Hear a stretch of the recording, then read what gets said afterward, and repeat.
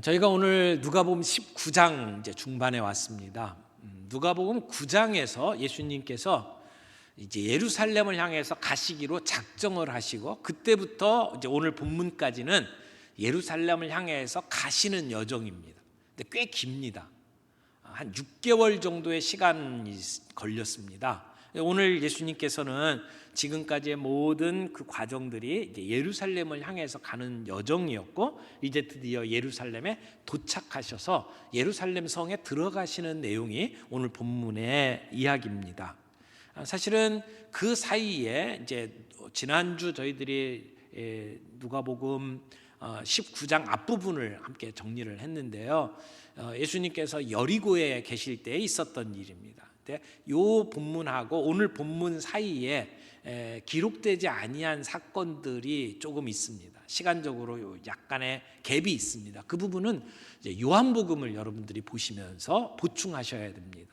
요한복음에 보면 예수님께서 유다로 내려오셨다가 다시 저쪽 베레아 지방으로 잠깐 나가십니다. 그때 예수님이 사랑하는 그 가족들의 연락이 오죠. 이렇게 나사로가 죽게 되었으니까 빨리 오시라고. 근데 예수님이 바로 가시지 않고 지체하셨다가 늦게 오시죠. 그리고 죽은 나사로를 살리는 사건이 그 사이에 있고요. 그리고 이제 예수님께서 다시 잠깐 떠나셨다가 이제 예루살렘 성 안으로 들어오시는 내용입니다. 시간적으로 보면 이제 금요일 날 예수님께서 다시 유대 지역으로 들어오셔서 그 나사로의 집에 가십니다. 죽었다 살아난 나사로의 집에 가서 머무시고 그 가족들과 함께 보내시고, 그 다음 날이 토요일 안식일입니다. 안식일에 잔치를 베풀었습니다. 그래서 많은 사람들이 예수님을 보기 위해서, 또 죽었다 살아난 나사로를 보기 위해서 잔치에 참여하는 이야기가 나오죠. 거기에 마리아가 자기의 머리로 예수님의 발을 닦는 그러한 사건이 그 안에 담겨져 있습니다. 그리고 나서 오늘 이야기는 하루 지난 안식 후 첫날, 그러니까 일요일이죠. 우리가 주일이라고 이야기하는 날에 벌어진 이야기입니다. 그날 어떤 일이 벌어졌는지 배경을 먼저 살펴볼까요? 28절 보겠습니다. 예수께서 이 말씀을 하시고 예루살렘을 향하여 앞서서 가시더라. 예수님께서 그 앞에 어떤 얘기를 했죠? 문화 이야기를 했습니다. 이제 멀리 가서 왕권을 받아가지고 오겠다. 예수님의 이야기를 그 비유로 말씀을 하는 거죠. 하늘과 땅의 모든 권세를 예수님께서 받아갖고 오시는데, 근데 떠나가 있는 동안에 종들에게 한 문화씩 맡기고 그것을 가지고 장사하라고 이야기를 합니다. 예수님께서 다시 왕권을 가지고 오시는 그 사이에 그 왕권 받고 돌아오는 것을 거부하는 사람들이 있다고 그랬죠. 그래서 그 사람들의 반대가 있음에도 불구하고 그 종들은 자기에게 주어진 사명을 감당하면서 그 왕이 오기를 기다려야 합니다. 왕이 오게 되면 그들이 했던 충성스러운 삶을 가지고 평가를 하시고 그들에게 칭찬도 하시고 상도 주신다. 그러나 왕의 명령을 무시하고 반역하면서 살아갔던 자들에게는 심판이 있을 것이다 라고 말씀을 하신 그 사건을 이야기를 하는 겁니다. 이 말씀을 하시고, 그리고 예루살렘을 향하여 앞서서 가시니라. 예수님께서 예루살렘을 향해서 가시는데 어떻게 가셨다고요? 앞서서 가셨다고요. 지금 예루살렘에 가면 어떤 일이 벌어지는데요? 거기에는 고난이 기다리고 있습니다. 십자가의 죽음이 기다리고 있습니다. 자기의 죽음이 눈앞에 있는데, 일주일 뒤에는 예수님은 무덤에 들어가셔야 되는데 그 힘든 어려운 사건들을 앞에 두시고 예수님께서는 제자들보다 앞서서 가고 계십니다. 예수님의 그 길은 고난의 길이었습니다. 물론 그 뒤에는 영광이 함께 오는 길입니다. 근데 예수님은 그 길을, 십자가를 향해서, 죽음을 향해서 지금 앞장서서 가시는 거죠. 이미 마음에 결심을 했고 분연히 그 길을 걸어가시는 예수님의 모습을 보게 됩니다.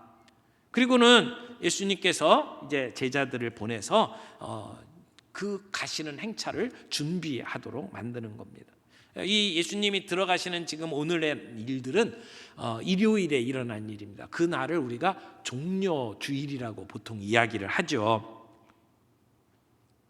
오늘 예루살렘에 입성하시는 장면을 세 문장을 가지고 함께 살펴보겠습니다. 첫 번째 문장은 주가 쓰시겠다 하라라고 하는 말씀입니다. 29절 봅니다. 감람원이라 불리는 산 쪽에 있는 벳바게와 베다니에 가까이 가셨을 때에, 지리를 설명을 하고 있습니다. 예수님은 감람산, 감람원이라고 하는 산 쪽에 벳바게와 베다니 쪽에 있었다고 그래요. 감람산은 예루살렘의 동쪽에 있는 산입니다. 그 감람산과 예루살렘 사이에는 기드론 시내가 있고요. 그리고 감람산은 예루살렘 성전보다 더 높은 자리에 있습니다. 그래서 이렇게 내려다보는 장소예요. 거기에 올라가면 예루살렘 시내가 다 보입니다. 이제 성지 답사 갔다 오신 분들은 그 위치에서 대부분 한 번씩 예루살렘 성을 보게 되어 있는데요. 여러분, 예수님께서 바로 전에 있던 그 방문지는 여리고였습니다. 여리고부터 시작해서 예루살렘까지는 다 오르막길이에요. 굉장히 높은 길을 따라서 올라가요. 좀 험한 길이라고 그랬죠. 그래서 거기에는 강도들이 많이 출몰하는 지역이고요. 그쪽은 길이 사막과 같은 분위기입니다. 그런데 감람산 딱 올라와 가지고 이제 상대편 예루살렘 쪽을 보게 되면 이제 나무들이 있고 푸른 빛이 보이고 아주 웅장한 예루살렘 성을 보게 되어 있습니다. 그래서 예루살렘 향해서 오던 순례자들은 힘들고 어려운 길을 건너고, 그리고 이제 감람산에서 이제부터는 내려가는 길을 이제 가게 되는데, 그때부터는 야, 이제 다 왔다, 이제 이런 생각이 드는, 그래서 내가 목적지에 다 왔다, 이제 순례의 길이 끝나고 있다, 이런 생각이 들 수 있는 그러한 이제 모습들을 보게 됩니다. 근데 예수님께서 이 감람산 기슭에 있는 이제 베다니에 머무시다가 제자 둘을 보내셨습니다. 그리고 아무도 타지 않은 나귀 새끼를 데리고 와라라고 명령을 하셨죠. 나귀 새끼를 뭐에 쓰시려고요? 이제 예루살렘에 들어가시는, 예루살렘에 입성하시는데 자가용으로 쓰시려고 이 나귀 새끼를 데려오라고 이야기를 합니다. 30절 보세요. 이르시되 너희는 맞은편 마을로 가라. 이 맞은편 마을은 벳바게 마을입니다. 이 벳바게로 가서 거기 들어가면 아직 아무도 타보지 않은 나귀 새끼가 매여 있는 것을 보리니 풀어 끌고 오라, 이렇게 말씀을 하셨어요. 아무도 타보지 못한 나귀 새끼. 지금부터 예수님의 사역은 우리를 구원하기 위한 정말 고귀한 메시아의 사역입니다. 근데 예수님께서 이제 일주일 뒤에는 한 번도 사용하지 않았던 무덤에 들어가시잖아요. 그것처럼 지금 예수님은 한 번도 타보지 않은 어린 나귀 새끼를 타겠다고 이야기를 하시는 겁니다. 그렇게 우리 주님을 위해서 미리 준비된, 거룩하게 보존된 그러한 나귀를 데려오라고 말씀을 하셨습니다. 그런데 우리 생각 같으면 가서 돈을 주고 나귀를 사와라, 그러면 마음이 편할 텐데, 한 번도 타보지 않은 나귀 새끼, 그것도 누구 것인지도 알지 못하는데 가서 풀어가지고 끌고 오라고 말씀을 하셨어요. 아마 제자들의 마음속에 이 의미가 무엇인지를 잘 모른다면 마치 남의 것을 그냥 아무렇게나 가지고 오는 것처럼 생각할 수 있잖아요. 근데 이 당시에는 안가리아라고 하는 어떤 문화적인 그 모습들이 있었는데, 그것은 종교 지도자들이 어떤 일을 위해서 다른 사람들의 것을 사용할 수 있었다고 그래요. 특별히 이런 권리가 랍비들에게도 함께 적용이 되었다고 말을 합니다. 그러니까 큰 일을 위해서 랍비가 이렇게 사용을 할 수 있는 그런 문화적인 배경들이 있었기 때문에 예수님께서는 제자들에게 가서 서스럼 없이 그 나귀를 끌고 오라고, 그리고 왜 끌고 가냐고 물어보면 주께서 쓰시겠다, 이렇게 말을 하라고 가르쳐 주었습니다. 예수님께서는 지금까지는 자기를 표현할 때 늘 인자라고 표현했어요. 사람인 아들자, 사람의 아들. 사람의 아들이라고 자기를 가리켰던 것은 겸손히 섬기는 자로서의 이미지를 보여주시는 거예요. 메시아인데, 하나님이 보내시는 메시아인데 섬기는 자로서의 자기의 모습을 설명하기 위해서 인자라는 표현을 썼어요. 근데 지금은 주께서 쓰시겠다, 하나님께서 쓰시겠다. 이런 의미를 가지고 제자들에게 말을 하라고 명령을 하시는 겁니다. 이제부터는 제자들이 자기 자신을 온 세상을 다스리는 왕으로, 메시아로 주로 이제는 인식해 주기를 바라는 예수님의 바람이 그 안에 담겨져 있었다고 생각을 합니다. 제자들은 그 예수님의 명령에 따라서 가서 나귀 새끼를 끌고 와요. 마치 가나 혼인잔치 때 예수님께서 물로 이렇게 항아리를 채우라 했을 때 영문도 모르고 하라고 하니까 그냥 가서 채웠을 때 물이 포도주로 바뀌는 놀라운 기적을 본 것처럼 지금 이 예수님의 두 제자들은 시키는 대로 가서 한 거예요. 그래서 가서 보니까 나귀가 있었고 나귀를 끌고 올 때에 주인이 왜 끌고 가냐고 물어볼 때에 주께서 쓰시겠다 하니까 기꺼이 내드리는 그러한 모습을 경험을 하게 된 거죠. 오늘 우리가 때로는 이해 못하는 명령들을 주께서 주실 수 있습니다. 믿음이 필요한 명령들이죠. 우리의 인생을 향해서도 주님께서 내가 쓰시겠다고 말씀을 하실 수도 있어요. 그 주님이 우리의 인생, 우리의 삶에 대해서 내가 쓰겠다고 말씀을 하실 때에 그때 우리는 기꺼이 주님을 위해서 우리가 준비했던 것들을 드릴 수 있는 그러한 마음의 자세가 우리 모두에게 있는지 한번 점검해 보기를 바랍니다. 주께서 쓰시겠다. 우리가 예수님을 믿는데 우리가 믿는 예수님이 어떤 분입니까? 이 세상을 창조하신 주님, 이 세상을 다스리시는 주님, 오늘 우리의 모든 것을 마음대로 쓰실 수 있는 권리를 갖고 계신 주님이 우리의 인생을 향해서 쓰시겠다 할 때 기꺼이 내드릴 수 있는 그러한 마음이 저와 여러분들에게 있기를 바랍니다.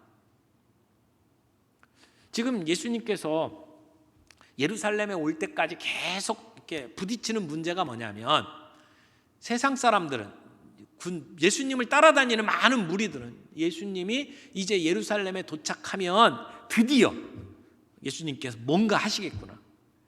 지금 로마의 압제를 받고 너무나 피곤하게 살아가는 우리의 인생에 예수님으로 인해서 뭔가 변화가 일어날 거구나. 메시아로 등극하시겠구나. 이런 생각들 하면서 예수님을 박수치며 환호하며 지금 따라다니는 거거든요. 근데 예수님께서는 계속해서 내가 예루살렘에 들어가면 거기서 고난을 받고 죽음을 당하리라. 이런 말씀을 하신단 말이에요. 그러니까 예수님은 자기 자신의 정체성을 분명히 알고 계셨고 그리고 제자들에게 내가 누구인지를 이야기를 하시는 거예요. 근데 지금 이 장면에서도 예수님께서는 제자들에게 주가 쓰시겠다 하라고 말씀을 하심으로 자신의 모습을 지금 드러내고 있는 겁니다. 우리가 예수님을 따라가면서도 우리는 예수님이 주시는 축복, 예수님이 주시는 행복, 그것만을 생각을 하면서 예수 믿으면 행복할 거야 라고 생각을 하면서 주님을 따라가고 있지는 않습니까?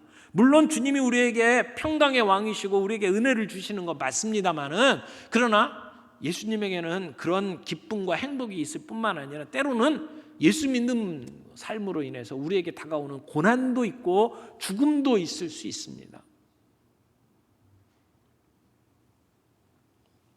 두 번째 생각해 볼 것은 주의 이름으로 오시는 왕이여 라고 하는 구절입니다.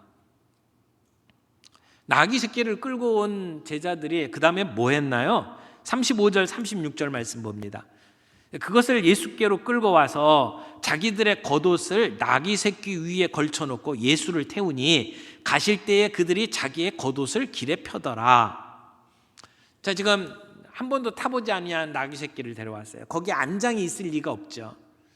그래서 예수님이 타실 수 있도록 나귀 새끼 위에다가 이제 자기들의 옷을 벗어서 펼쳤습니다. 자기의 옷을 벗는다라고 하는 것은 일반적으로 왕에 대한 존경의 표시였습니다. 그리고는 예수님을 그 나귀에 태우고 제자들이 그 나귀가 가는 길에다가 자기들의 옷을 벗어서 그 길에 깔았습니다. 오늘 본문에서는 그런 자세한 내용들이 기록이 되어 있지 아니하지만 같은 내용을 다루는 성경 본문을 보게 되면 제자들뿐만 아니라 수많은 사람들이 그 길에 함께 예수님을 맞이했어요. 그리고 종려나무 가지를 꺾고 그것을 흔들면서 호산나 다윗의 자손이여 그렇게 노래를 불렀어요. 자, 여기 예수님께서 지금 나귀를 타고 그리고 가시는데 제자들이 옷을 벗어서 안장을 만들고 그리고 길에 깔았다. 이것은 예수님이 왕으로 그 예루살렘에 들어가시는 것을 밝히고 있는 것입니다. 비록 세상의 왕처럼 군마 타고 그 뒤에 호위무사 데리고 그리고는 들어가는 그런 위풍당당한 모습은 아니지만 분명히 예수님은 왕으로서 예루살렘에 들어가고 계시는 겁니다. 그런데 예수님은 왜 하필이면 나귀, 그것도 나귀 새끼를 타고 지금 이 예루살렘에 들어가고 계시는 걸까요? 지금 예수님이 나귀 타고 가시는 모습이 그렇게 썩 멋있게 보이는 장면이 아닙니다. 보통 왕이 그렇게 성에 들어갈 때 어떤 성을 점령하고 간다든지 아니면 전쟁에 이기고 자기의 나라로 들어와서 성으로 들어갈 때 그때는 빵빠레가 울리고 그리고 왕은 아주 멋진 말을 흰 백마를 타고 그리고는 뒤에는 자기가 포획한 것들을 가지고 그리고 뒤에 자기의 군사들을 데리고 그리고는 행진을 하잖아요. 근데 예수님은 지금 그런 왕이 아니에요. 어떤 모습이에요? 아주 볼품없는 나귀를 타고 가요. 나귀라는 것이 다 커도 우리 어깨 정도 이렇게 높이로 자랍니다. 근데 나귀 새끼니까 그거보다 낫겠죠. 어쩌면 예수님께서 올라타면 다리가 땅에 닿을 정도였을 거예요. 그러니까 지금 그 나귀를 타고 예수님께서 가시는 모습이 조랑말보다 더 초라한, 어떻게 보면 다리가 끌리지 않도록 만들어야 되니까 어떻게 엉거주춤한 모습으로 지금 이렇게 타고 가는 그러한 모습이거든요. 사람들이 보기에 우와 대단하다 이런 느낌이 전혀 안 드는 모습이에요. 어떻게 보면 나이 든 어른이 네발 자전거 타고 이렇게 가는 그런 느낌이실 거라고요. 예수님은 왜 사람들이 보기에 그렇게 대단한 왕의 행차로 보이지 아니하는 모습으로 예루살렘에 들어가고 계실까요? 예수님께서 이제 예루살렘으로 가까이 오신다고 하니까 6월절을 준비하기 위해서 많은 사람들이 예루살렘 성으로 지금 모여들었거든요. 6월절이 되면 학자가 이야기하기로 그 예루살렘 성 안에 한 200만 명에서 300만 명이 모인대요. 그러니까 사람들이 굉장히 많이 이제 모여 있는 거죠. 근데 그 사람들이 소문을 들었어요. 예수님이 예루살렘을 향해서 오고 있다. 근데 그 바로 전에 어떤 일들이 벌어졌어요? 예수님은 안진뱅이를 일으키시고 문둥병자를 고치시고 눈먼 소경을 고치시고 그리고는 바로 얼마 전에는 죽었던 나사로를 살리셨잖아요. 그 모든 사람들에게 소문이 팍 퍼졌단 말이에요. 그 예수님이 지금 예루살렘을 향해서 오고 있어요. 뒤에는 많은 무리들이 함께 따라가고 있고. 그러면 예수님이 오시면 예루살렘에 들어오시면 정말 뭔가가 일어나겠구나라고 생각을 한 거예요. 그래서 무리도 예수님 오시는 것을 준비했을 겁니다. 예수님 오시면 우리가 어떻게 하면 좋을까? 그분을 우리가 메시아로 믿는다면 그분을 메시아답게 우리가 어떻게 모실 것인가? 그래서 그 사람들이 아마 종려나무를 꺾고 그리고 오면은 이런 찬양을 해야 될 거다라고 준비를 하고 있었을 것이라고 봐요. 근데 오늘 이 누가복음에는 사람들이 한 얘기보다는 제자들이 불렀던 이제 찬송에 중점을 두고 기록을 하고 있습니다.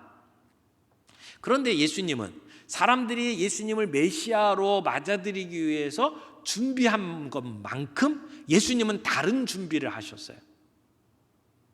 사람들이 생각하는 그런 메시아가 아닌 것을 가르쳐주기 위해서 예수님은 다른 퍼포먼스를 준비를 하신 거예요. 그게 어린 나귀를 타고 들어가시는 거죠.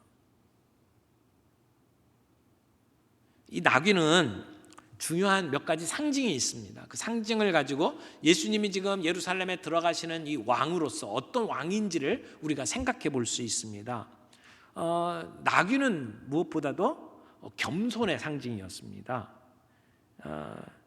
여러분, 예수님께서 지금 나귀를 타고 이 예루살렘에 들어가시는 것은 그냥 갑자기 생각난 게 아닙니다. 이미 오래전에 선지자들을 통해서 예언됐던 것을 성취하는 퍼포먼스예요. 이 성경은 여러분 같이 좀 찾아봤으면 좋겠어요. 스가랴, 구약 성경에 스가랴라고 하는 데 있죠. 어떻게 찾으면 좋을까요? 학개, 스가랴, 말라기. 그러니까 마태복음 바로 앞으로 좀만 더 가면 스가랴가 있습니다. 스가랴 9장 9절입니다. 제가 가지고 있는 성경으로 1319페이지입니다. 스가랴 9장 9절을 좀 보겠습니다.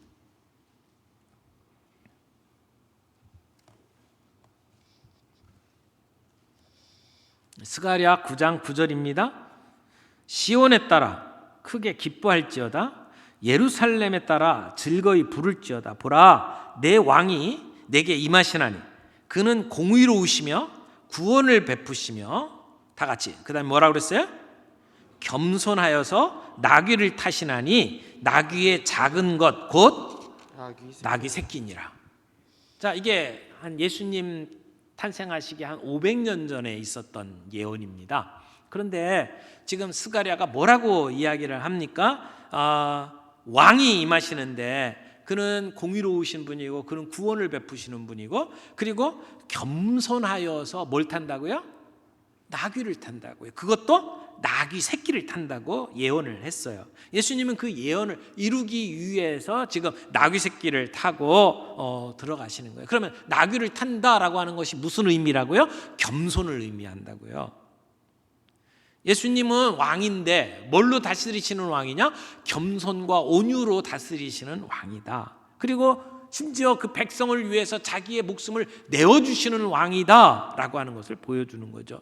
세상의 왕들은 전쟁에 나가서 승리하고 포로를 잡아 끌고 그리고 수많은 백성들의 환호 속에 군마를 타고 들어오지만 예수님은 나귀를 타고 들어오시는 왕이라고 하는 것이죠. 그런 폭력과 두려움으로 사람들을 다스리지 아니하고 겸손과 온유로 자기 백성을 다스리는 겸손의 왕이라는 거예요. 또 하나, 예수님께서 다스리는 또 하나의 특징을 살펴본다면 예수님은 평화의 왕이다라고 말할 수가 있습니다. 유대인들에게 이 나귀라고 하는 것이 무엇을 의미하는지를 이렇게 보려면 그와 대비되는 말을 좀 살펴봐야 돼요. 근데 성경에 말을 이야기할 때는 늘 힘을 상징을 합니다. 힘, 권력. 그런데 시편에 보면 구원하는 데는 군마가 필요가 없다. 군대가 필요 없다. 이런 얘기를 해요. 많은 말을 갖고 있어도 그리고 군대를 갖고 있어도 능히 구하지 못한다라고 노래를 합니다. 그러니까 우리가 이제 왕이 돼서 나라를 다스리려면 무엇보다도 국방을 튼튼하게 해야 되잖아요. 국방을 튼튼하게 하려면 군마가 필요해요. 말을 많이 갖고 있어야지 나라가 튼튼합니다. 그런데 신명기에 보게 되면 뭐라고 말씀을 하시냐면 이 왕이 자신을 위해서 너무 많은 말을 소유하지 말아라. 그리고 더 많은 말을 얻기 위해서 애굽으로 백성들을 보내지 말라. 이런 말씀을 하고 있어요. 여러분, 이스라엘의 왕은 군마를 많이 양성을 해가지고 국방이 튼튼하게 해야 되는 건 아닙니까? 근데 하지 말래요. 왜? 그렇게 하면 왕이 교만해져서 하나님을 의지하지 않고 내 군사력을 의지하게 된다. 그러니까 군사력 키우는데 집중하지 말고 하나님을 의지해라 라고 이야기하는 것이 신명기의 말씀이거든요. 그것을 보게 되면 이스라엘의 왕들에게 요구하는 것이 이 군사력을 증강시키는 것보다 하나님을 의지하는 믿음이 더 중요하다라고 하는 것을 이제 이야기를 하는 겁니다.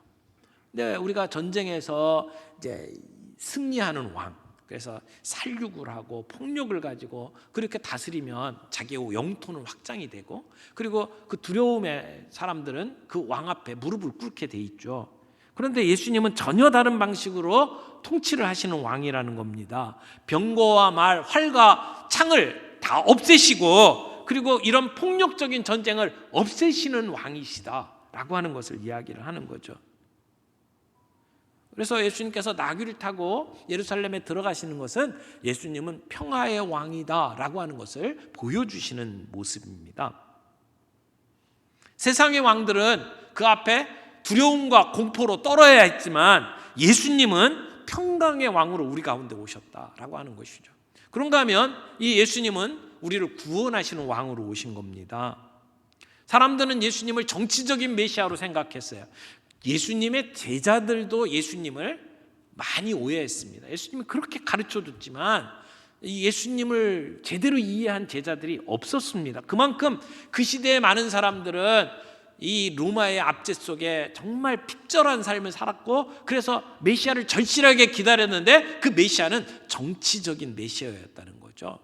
예수님은 그게 아니라는 것을 보여주는 거예요. 나는 너희의 죄를 해결해주는, 너희를 구원할 메시아다라고 하는 것을 말씀을 하는 거죠.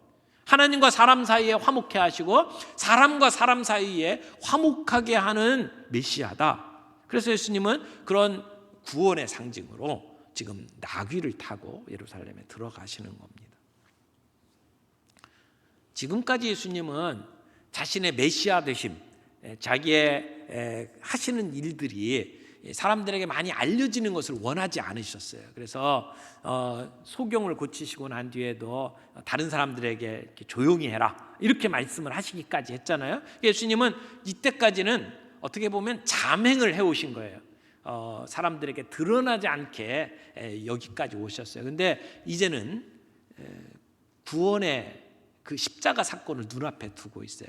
내가 이 예루살렘에서 죽는 것은 그냥 단순히 그냥 사람들에게 핍박받아서 죽는 우연한 사고가 아니다라고 하는 것은 예수님께서 드러내기를 원하셨던 거죠. 그래서 옛날 선지자들이 예언했던 대로 지금 그 예언을 성취해 가고 계시고, 그리고 제자들에게는 내가 온 이유가 바로 이거다라고 하는 것을 알려주기 위해서 지금 나귀를 타고 들어가시는 겁니다. 그런데 지금 제자들과 그 함께 모였던 무리들이 예수님을 어떻게 맞이하고 있습니까? 37절 말씀 보세요. 이미 감람산 내리막길에 가까이 오시매. 자, 감람산은 약간 높은 곳이고 예루살렘을 향해서 올 때는 내리막길을 오고 있다라고 하는 얘기를 드렸습니다. 이제 예수님이 오시는 모습을 사람들이 지켜보고 있어요. 그런데 제자들이 어떻게 했습니까? 제자의 온 무리가 자기들이 본 바 모든 능한 일로 인하여 기뻐하며 큰 소리로 하나님을 찬양하여. 지금 찬양을 하는데 그 찬양하는 근거가 뭡니까? 자기들이 본 바 능한 일로 인하여. 지금까지 예수님께서 눈먼 자를 고치시고 안진뱅이를 일으키시고 문둥병자를 고치시고 그 죽은 자를 살리시는 놀라운 일들을 경험을 했잖아요. 여기에 본 바, 봤다라고 이야기해요. 제자들은 예수님 옆에서 예수님이 하시는 일을 지금까지 다 목도한 사람들입니다. 예수님이 누군지를 지금 알고 있는 거죠. 그래서 예수님의 이름을 높이며 찬양을 하는 겁니다. 뭐라고 찬양했습니까? 38절 보세요. 이르되 찬양하리로다 주의 이름으로 오시는 왕이여. 찬양하리로다 주의 이름으로 오시는 왕이여. 이렇게 찬양을 했어요.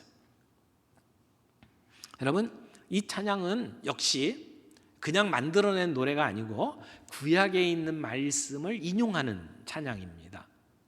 이것도 같이 좀 찾아볼까요? 시편 118편입니다. 우리 시편 118편인데요. 구약성경 889페이지입니다. 시편 118편 25절 26절입니다.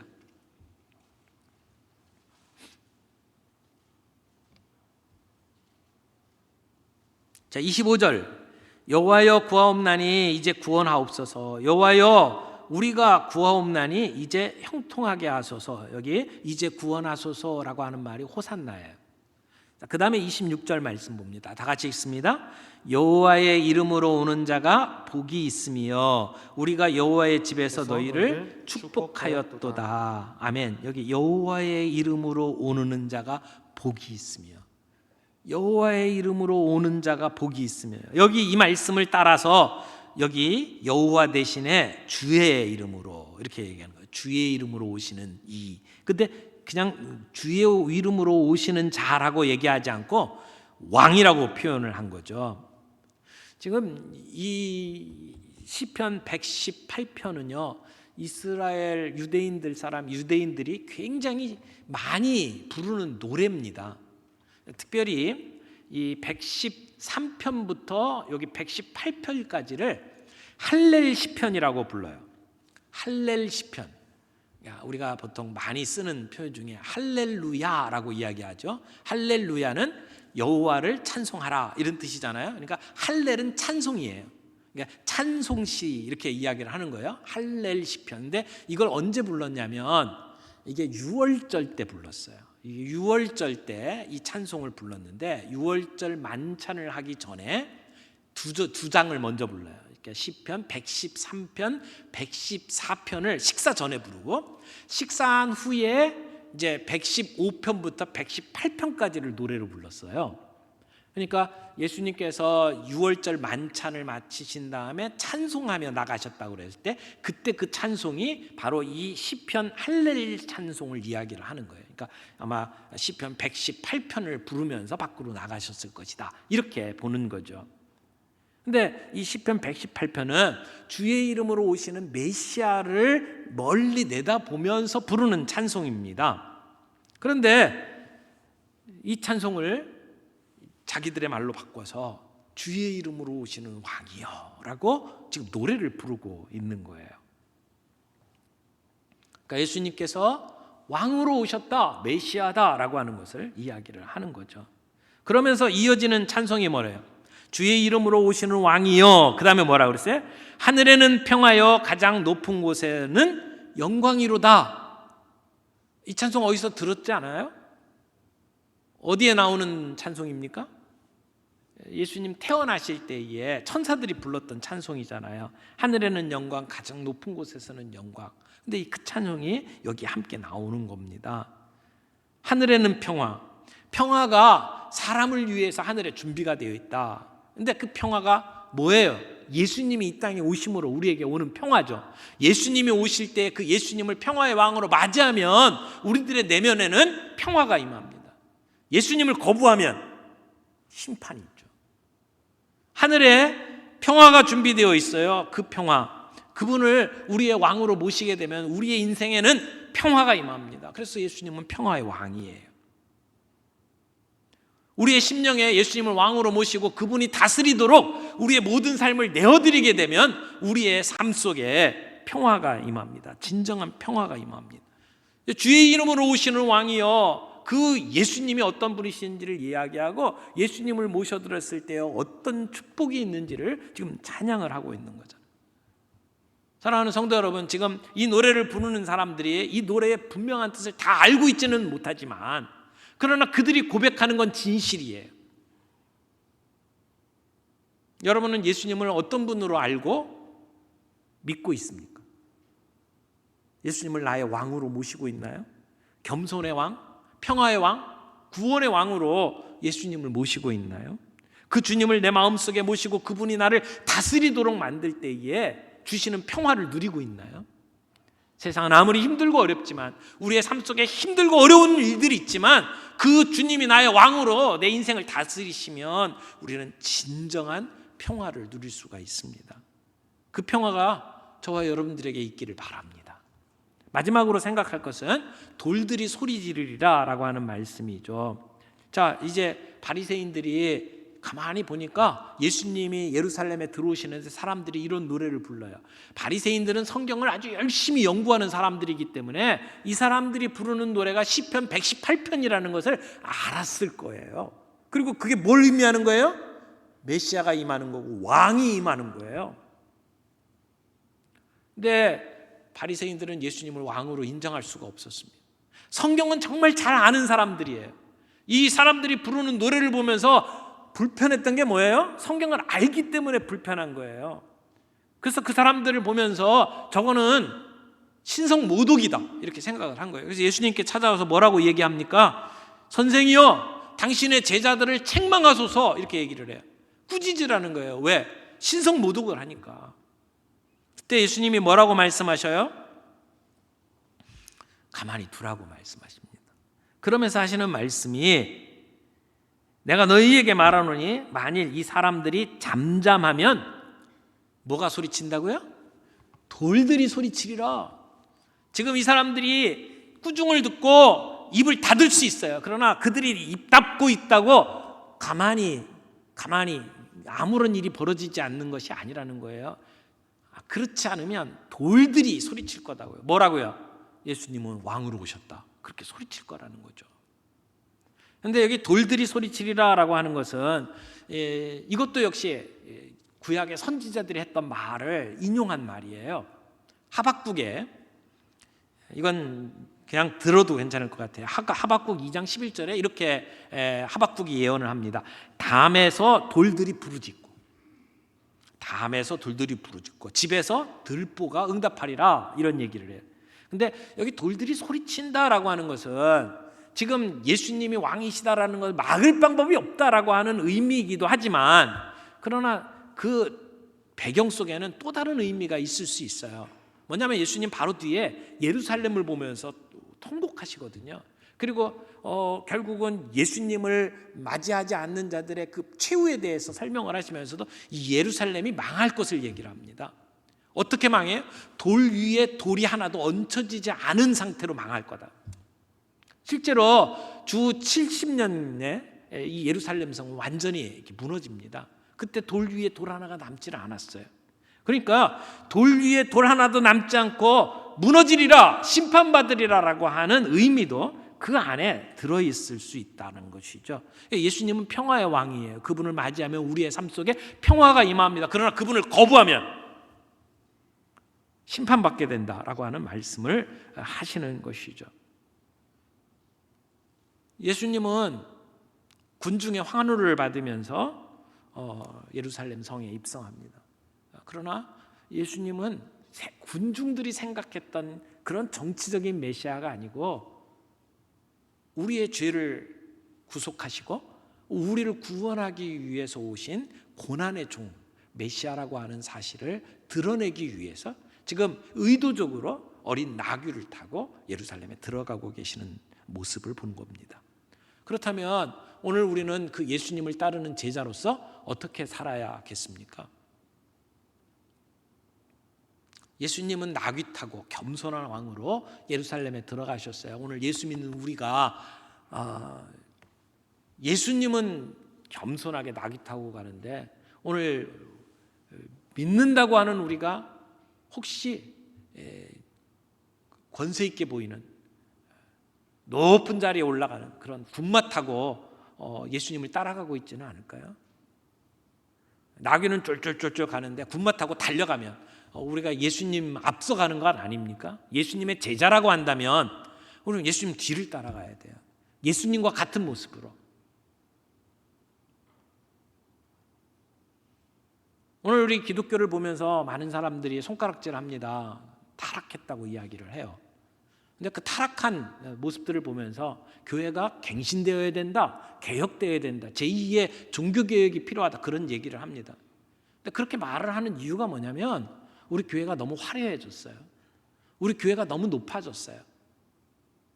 교회 지도자들이 말을 타고 사역을 해요. 그렇게 존경받고 그렇게 위세를 뽐내면서 살아가기를 원해요. 우리가 예수를 믿고 살아가는 주님의 제자라고 한다면 우리는 예수님과 같은 겸손한 모습으로 살아가야 합니다. 나귀 타고 살아가야 돼요. 그런데도 우리의 모습은 그렇지 않아요. 화려한 교회, 성장한 교회 만들어 놓고 그 위세를 아들에게까지 물려주면서 그 영광을 이어가려고 하는 모습들을 오늘 우리들이 보고 있잖아요. 그건 기독교의 모습이 아니에요. 오늘 우리 교회가 예수 믿고 살아간다고 하면서 혹시 말의 위력을 가지고 살아가고 있다면 우리 말에서 내려와야 합니다. 목사나 장로나 권사나 교회 지도자들이 그렇게 어깨에 힘주고 목에 기부스를 하고 그러면서 사람들에게 영광받기만을 원하면서 살아가고 있다면 예수님의 제자가 아니라는 거예요. 우리는 예수님을 뒤따라가고 있습니까? 예수님을 앞질러 가고 있습니까? 우리의 삶 속에 내가 내려놓아야 될 것이 무엇인지를 살펴보는 시간이 되었으면 좋겠어요. 말 위에 있습니까? 내려와야 합니다. 그리고 예수님과 같이 겸손한 모습으로 주님을 섬기는 것이 필요하죠.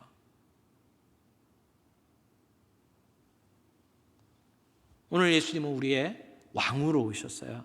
우리의 옷을 벗어서 주님 앞에 행차를 준비하고 그 주님을 찬양하며 주님을 따라가는 저희들이 되기를 바랍니다. 우리의 입을 통해서 예수님이 우리 가운데 평화의 왕으로 오셨다, 우리가 전달하면서 그 예수님의 이름을 드높이며 살아가는 우리의 삶이 되기를 바랍니다.